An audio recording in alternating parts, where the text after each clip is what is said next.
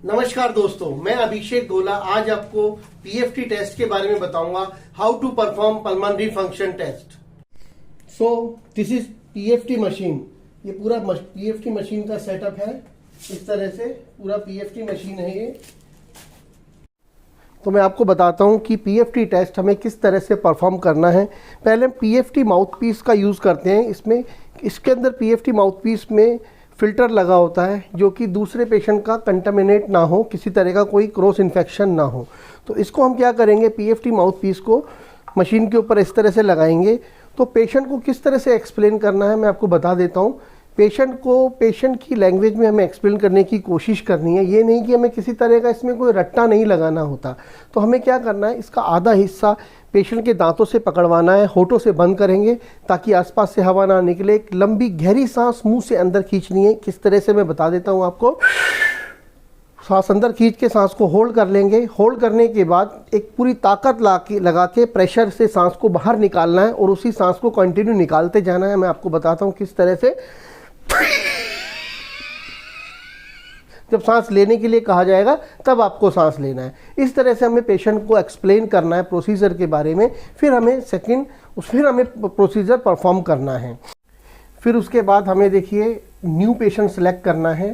Patient की कोई ID बनानी है, जो भी उसकी आईडी होती है पेशेंट की आईडी डालनी है। आईडी डालने के बाद पेशेंट का नाम डालना है। सपोज पेशेंट XYZ पेशेंट हमने डाल दिया, ठीक है। सेकंड नेम फर्स्ट नेम दोनों हमने डाल दिए। डालने के बाद सबसे इम्पोर्टेंट क्या है, देखिए नाम कुछ भी हो लेकिन हमें पेशेंट का इसमें सबसे ज़्यादा इम्पोर्टेंट क्या है, हाइट, वेट और एज। हम इसमें पेशेंट की डेट ऑफ बर्थ डालेंगे, जैसे 3 अक्टूबर 1980। जेंडर हो गया मेल, हाइट हो गई 170 सेंटीमीटर, वेट हो गया 80 kg। उसके बाद ओके करना है। बाकी किसी तरह का कोई कॉलम खाली रह जाए कोई प्रॉब्लम नहीं है, लेकिन हाइट, वेट और एज होना चाहिए। चलिए अब हम पेशेंट पे करके देखते हैं। इसको मुंह से लगाइए, आधा हिस्सा मुंह में लगाइए, होठ बंद कीजिए, एक लंबी सांस खींचो, छोड़ो जोर से, रुकना नहीं, रुकना नहीं, रुकना नहीं, रुकना नहीं, रुकना नहीं, रुकना नहीं, रुकना नहीं, रुकना नहीं, रुकना नहीं, रुकना नहीं, रुकना नहीं, रुकना नहीं, रुकना नहीं, रुकना नहीं, वापस खींचो। Very good. इस तरह से डाटा सेव हो जाएगा।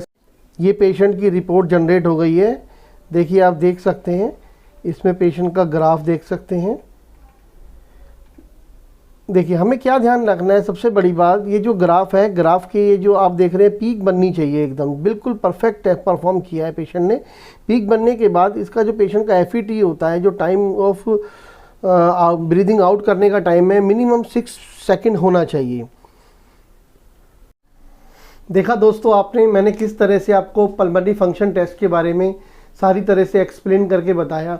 देखिए मैं फिर भी आपको एक बार फिर से एक चीज़ और बता देना चाहता हूँ। पीएफटी टेस्ट में सबसे मोस्ट इम्पॉर्टेंट चीज़ है हाइट, वेट और एज। हाइट, वेट और एज का हमें विशेष ध्यान रखना है। कभी भी इसके अंदर करेक्शन नहीं होना चाहिए। हाइट, वेट अगर हमारा ठीक होगा बिल्कुल, तो तब पेशेंट का जो रिज़ल्ट जैसा आना चाहिए उस हिसाब से रहेगा।